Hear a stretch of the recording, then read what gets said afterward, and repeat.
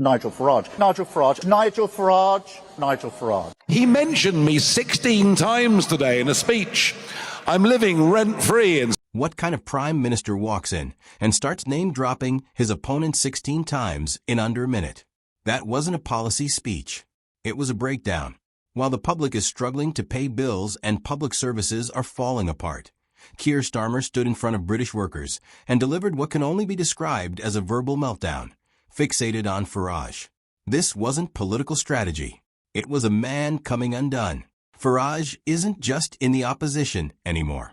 He's living rent-free in Starmer's bloodstream. That level of obsession doesn't come from confidence. It comes from deep insecurity. So how did Starmer respond when asked why he's so obsessed with Farage? Let's find out. Oh dear. It really went wrong for Keir Starmer this week after he addressed workers at a factory and mentioned Nigel Farage some 16 times.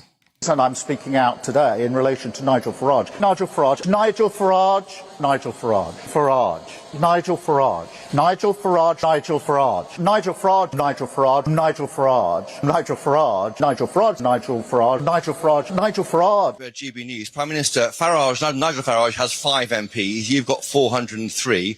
Are you panicking because Reform is so far ahead in the polls, it seems? Is he living rent-free in your brain? You went to a state school, your dad worked in a factory, your mum worked in the NHS, so why has a public school educated former city trader got more in common with the Red Wall than you have? Well, I've set out my divide. I think the single most important thing is to make sure we stabilise our economy and build on that strong foundation the future of our country. And that is what we're doing. And we're seeing the early signs of that. Growth is up, the highest in the G7 this year. Interest rates have come down 4 times. So we're beginning to show what happens when you stabilise the economy. And I want to protect working people from Nigel Farage because I want to protect them from what he will do, which is exactly the same as Liz Truss, which will have a direct impact on their lives. And in relation to the second part of your question, I don't need lectures from Nigel Farage on what it means to be working people. I know what it means to work 10 hours a day in a factory 5 days a week. And I know that because that is what my dad did every single working day of his life. And that's what I grew up with. So I don't need lessons from Nigel Farage about the issues that matter most to working people in this country. Standing before the nation with 403 seats in Parliament, he still looks like the underdog in a fight over authenticity. The truth is harsh. Despite the power and the numbers, Starmer looks like a man losing the country he claims to lead. He keeps trying to paint Farage as the threat, but Farage doesn't need to lift a finger. He's already won the battle of identity. To many ordinary people, he feels more like Britain than the man in Downing Street. And Starmer has no real answer for why he can't stop mentioning him. I was answering a question from us yesterday in Wigan. 16 times you mentioned Nigel Farage's name. Now, I've watched... Well, about 6 times in the answer to your question. Well, quite. I mean, you know, it empowers him. David Cameron, as Tory leader, had 6 years as PM dealing with the problem that is Nigel Farage. And never said his name in public, or very rarely did. He didn't want to empower him. It's a bit like Voldemort in the Harry Potter films. You know, who must not be named. Yes, you don't name him. But 16 times, so it almost lifts Nigel Farage into an equal of the PM. The PM's got 403 MPs. Reform have 5. It's a general election campaign. It felt like it. Isn't it? It did feel like it. And so what's he playing at? I think he's got... I mean, the question now seems more apt. I think Nigel Farage reform has got into the head of the Labour Party. If we look at the polling, there was a concern for them. Reform were on 32 points most recently. Labour 21 points, 11 points ahead. Tories 14 points, down 3. Somehow, this guy, Nigel Farage, is setting the agenda. Even though he's in Las Vegas mocking the Prime Minister, he's doing things which in politics you wouldn't do, but he just does it differently. He has authenticity. He cuts through. A posh boy went to private school against a state school boy, but somehow he resonates more than Keir Starmer in the Red Wall. But it's about listening to what the people are saying, isn't it? I mean, that which comes through again with all this business with the ECHR and the Attorney General today, yes. Sort of comparing it to 1930s Germany and the rise of the Nazis and all the rest of it. I mean, it's you've got to connect with what the people are saying, even if there are some fantasy economics. He thinks mentioning his parents' jobs makes him relatable, but it only proves the point. He keeps raising his father's factory work like a shield, yet it can't hide what he became. Exactly what the Red Wall rejects. A polished, disconnected insider in a suit, talking about working people while betraying them through policy. Roots mean nothing when the branches grow into the same elite tree the public wants cut down. People don't feel statistics. They feel pain. They feel ignored. They feel abandoned. And he has become the face of that betrayal. Even when he claimed he was protecting workers from Farage, it rang hollow.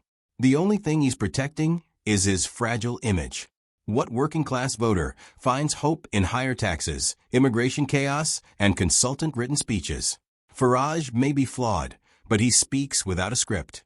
Starmer sounds like a man auditioning for a job he's already failed. And here's the hardest truth. He wasn't humiliated because of one bad moment. He was humiliated because the room, maybe the country, finally saw through the illusion.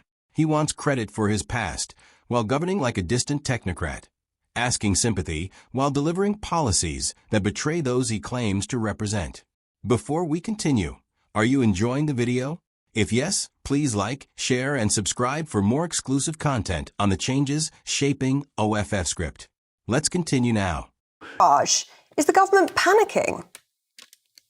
I think it's really important that we take on some of the arguments that are being made and some of the promises being made in terms of public spending. We've clearly got a spending review coming up. It's really important that we take a fiscally responsible approach to the public finances. We've always committed to that and we've delivered on that in government.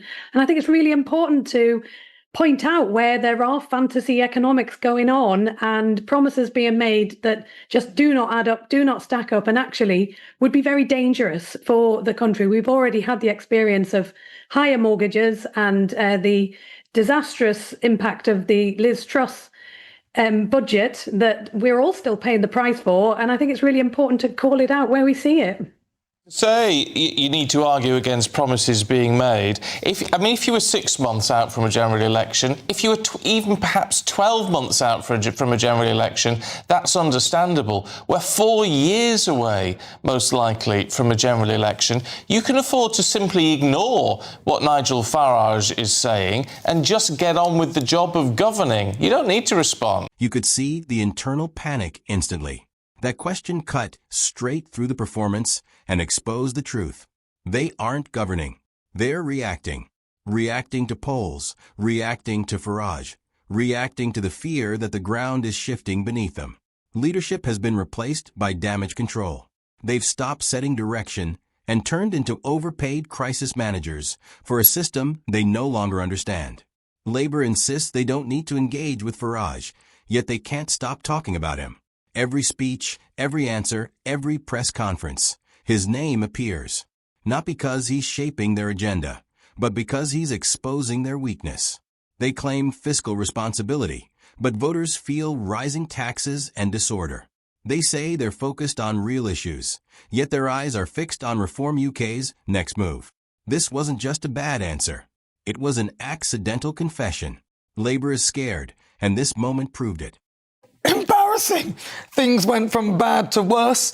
The press, who have historically given him a free ride, which is, I believe, part of the reason why we are where we are, were not pulling any punches.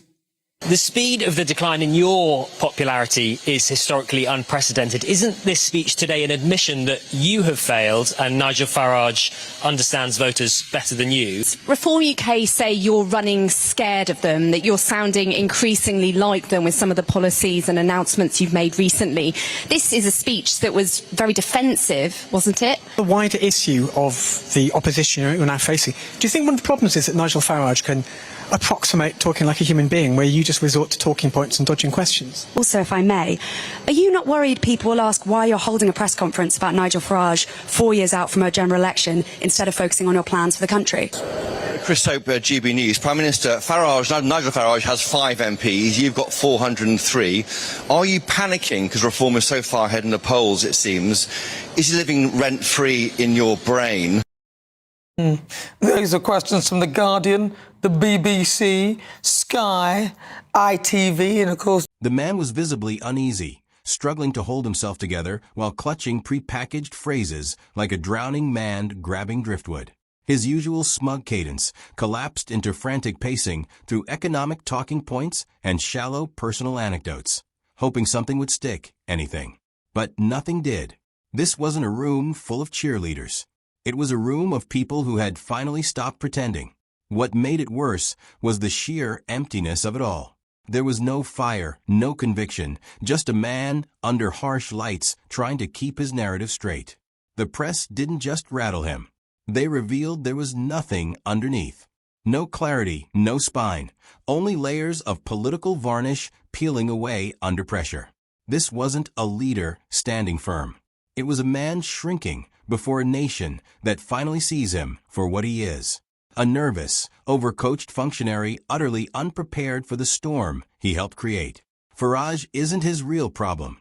The truth is. And it just walked into the room. This has been a very, very bad week for Sir Keir Starmer, who doesn't appear to understand why the walls are crumbling. So let me spell it out to you, Keir. Stop treating the electorate like fools and start listening to what we are saying. You are not above us. You are a public servant working for us, not for yourself. So start answering questions. Stop blaming the previous government. We know they were useless. In fact, they were so bad that you slipped under the radar. So fix the things that we need you to fix, like illegal migration and high taxation. Otherwise, you will be fixed into the foundations of history as the worst Prime Minister this country has ever had the misfortune to endure. This wasn't political analysis. It was a public execution. The mask slipped, the pleasantries vanished, and the truth landed like a hammer. Everything the public has felt for months, ignored, insulted, overtaxed, and misled, was poured into that moment with raw force and finality. You could feel the anger boiling over, not the staged outrage of party politics, but the righteous fury of a country being gaslit by its own leadership. And Starmer isn't just out of touch. He's deaf. Deaf to the desperation beyond Westminster. Deaf to the voices coming from broken towns, shrinking paychecks, and borders under strain. The walls are collapsing around him, and he's still pretending it's only a breeze. That's what makes this moment so unforgiving. This wasn't just anger unleashed. It was a warning, a last chance, a final plea wrapped in thunder. This is where people drew a line in the dirt. They're done with lectures from someone who governs as if he's untouchable. They're finished with excuses about the last government, while the current one quietly becomes worse. Every excuse, every dodge, every smug grin collapsed under the weight of expectation and betrayal. And the threat isn't subtle. It's permanent. History is watching, not just to judge, but to bury. If Starmer stays on this path, he won't be remembered merely as weak. He'll be remembered as the hollow man who let Britain bleed while whispering about responsibility. No slogans, no legacy, no redemption, just failure etched into national memory. This wasn't a critique. It was writing on the wall. And Starmer's name sits at the top. His only response? Repeating Farage's name 16 times. Do you think Starmer has failed? Will hiding behind Farage save him? Let us know in the comments. Is there any way out of this mess? If you want more videos like this, like, share, and subscribe to OFF Script for updates on how events are reshaping Britain.